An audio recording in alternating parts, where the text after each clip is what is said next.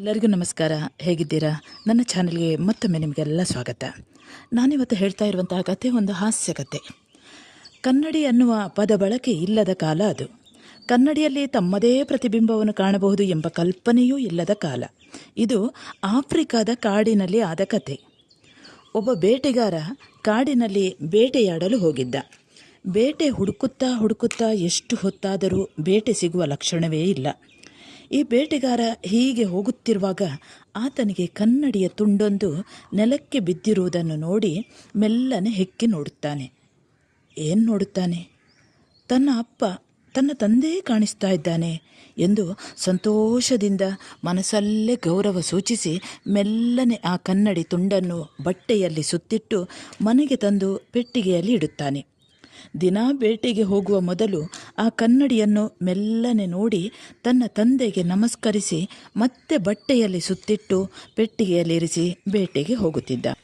ಹೀಗೆ ದಿನ ಪೆಟ್ಟಿಗೆಯಿಂದ ತೆಗೆದು ತನ್ನ ಗಂಡ ಏನನ್ನೋ ನೋಡುತ್ತಿದ್ದಾನೆ ಎಂಬ ಸಂಶಯ ಆತನ ಹೆಂಡತಿಗೆ ಬರುತ್ತದೆ. ಹೆಂಡತಿಗೆ ಸಂಶಯ ಬಂದರೆ ಮತ್ತೆ ಕೇಳಬೇಕೇ? ಮರುದಿನವೇ ಗಂಡ ಬೇಟೆಯಾಡಲು ಹೋದುದನ್ನು ಖಾತ್ರಿ ಮಾಡಿಕೊಂಡು ಪೆಟ್ಟಿಗೆಯಿಂದ ಆ ಕನ್ನಡಿಯನ್ನು ಮೆಲ್ಲಗೆ ತೆಗೆದು ನೋಡಿದಳು. ತೆಗೆದು ನೋಡುವುದೇನು, ಸುಂದರವಾದ ಸ್ತ್ರೀಯ ಫೋಟೋ.